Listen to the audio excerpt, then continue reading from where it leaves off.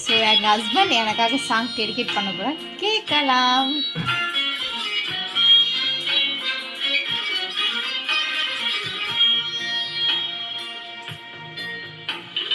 இனி இரவே இல்லை கண்டேன் உன் விழிகளில் கிழக்கு திசை.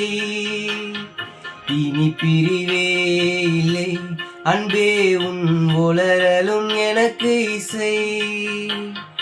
உன்னை காணும் வரையில் எனது வாழ்க்கை வெள்ளை காகிதம்.